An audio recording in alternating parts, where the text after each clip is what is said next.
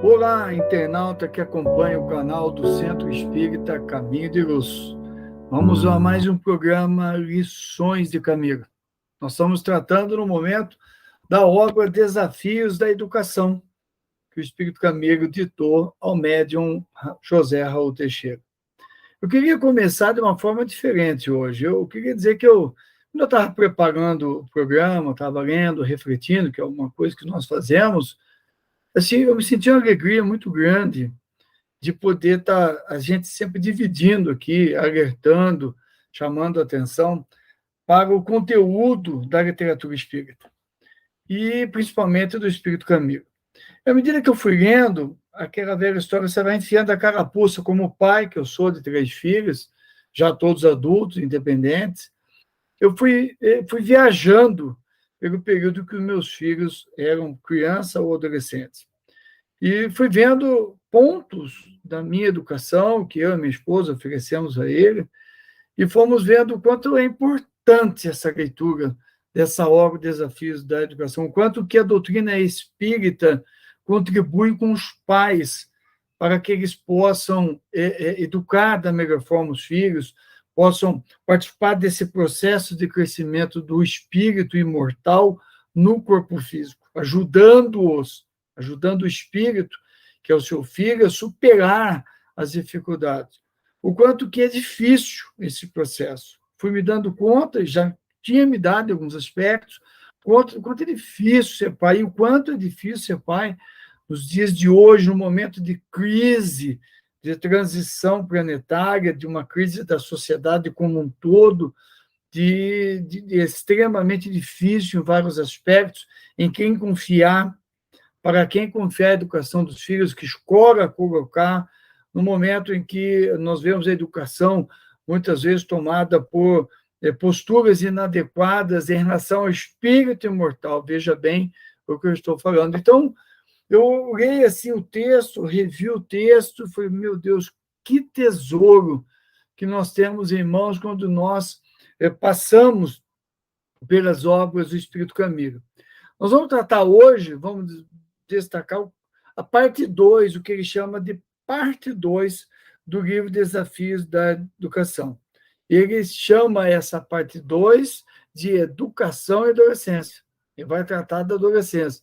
Tem o texto inicial do Caminho, nós vamos ter mais, e depois tem 14 perguntas que foram feitas a Raul Teixeira, que foram respondidas, tratando da adolescência, da questão do sexo na adolescência, da educação do adolescente portador de alguma deficiência, de vários aspectos vinculados à adolescência. Então, são 14 perguntas para nós lermos, refletirmos, lemos de novo e refletirmos de novo, porque nos traz elementos para, enquanto pais, nós dizemos, para onde eu vou trilhar? Lembrando que, na abertura do capítulo, o Espírito Caminho traz a pergunta do livro dos Espíritos sobre a questão dos filhos, do transviamento dos filhos, e traz um texto do Evangelho segundo o Espiritismo, né, onde ele alivia a carga dos pais, dizendo que os pais que se devotaram, se dedicaram, não são responsáveis pelo transviamento. E aí é a mensagem consoladora do Espiritismo para nós. Mas o alerta é que nós temos que nos dedicar à educação dos filhos. Isso chama por tempo, chama por devoção, chama por comprometimento. Não é uma fase fácil. A adolescência é uma fase difícil e que requer muito dos pais, exige muito dos pais atenção ao quanto que os pais estão fazendo.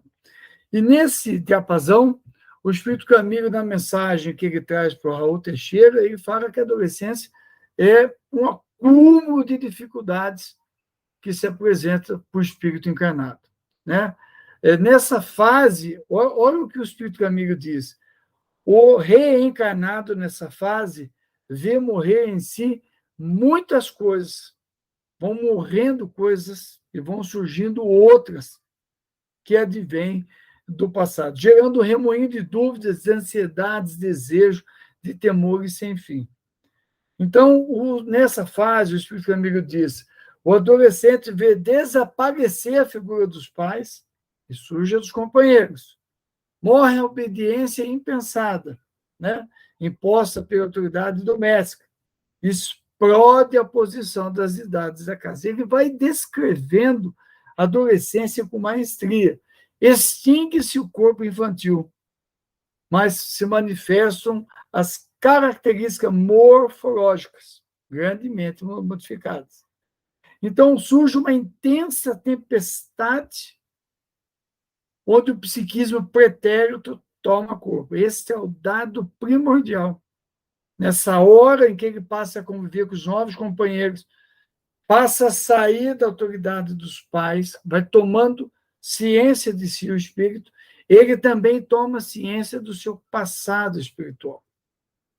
E aí passa a vir toda uma tempestade dentro dela. Ele diz assim, ó, essa tempestade de psiquismo pretérito, que se libera do âmago desse indivíduo e que se choca com as psicologias da atualidade. Então, ele fica dentro disso tudo, vivendo tudo isso, vivendo as questões religiosas, mas o passado dele está ali. E aí ele fica diante de uma dificuldade de decidir quanto ao que é fácil, que tem no mundo hoje, e a porta estreita oferecida pelo Cristo. Então, o Camilo diz, não é fácil para os pais argumentar com valores subjetivos, falar, decidir, porque ele tá competindo, os pais estão competindo com o que é fácil, com a luz das baladas, muitas vezes com a bebida, com a facilidade das coisas, da internet, dos Quai da vida, dos TikTok da vida, dos Instagram da vida, do WhatsApp da vida, ele está competindo com isso. Esse mundo que o jovem entra, mas o pretérito está falando muito alto. Então, é muito difícil, realmente, para os pais atender isso. Mas o Camilo, ele chama atenção que, apesar desse ambiente onde o jovem está transitando, onde tudo é fácil, onde tudo clama pelo mais fácil, ele é atraído por isso, principalmente pelo seu passado espiritual, os pais têm o papel a desempenhar. Né? Então, ele fica com essa responsabilidade. E o Camilo diz que cabe aos genitores a árdua e sublime missão de bem conduzir a criança, pensando no adolescente que está aí, né? E lembrando do conteúdo das conversações, dos exemplos que os pais estão dando, né? O caráter moral da conduta dos pais, que é o exemplo que eles têm, né? Procurar não trazer determinadas posturas para dentro de casa, né? Tentando atrair os jovens para bons passeios, para boas viagens, para boas atividades, estando com eles, né? Nos filmes, nas atividades esportivas, sempre o carinho, sempre conversando. Todo momento, o Camilo diz, é um momento para os pais colocarem conceitos diferentes, contrapondo-se ao que está fácil na internet, ao que está corrente na internet, no TikTok, nas mídias sociais. Então, quando ele vai falando, mas será que é isso mesmo? Como é que isso funciona? Né? A percepção da mãe que está ali correndo, fazendo as coisas, mas está ligada.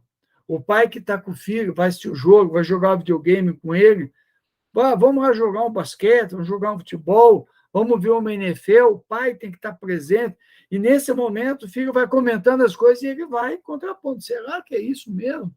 Pô, cara, mas funciona assim, funciona assado. Essa dedicação, lógico que o pai e a mãe não vão fazer o que querem.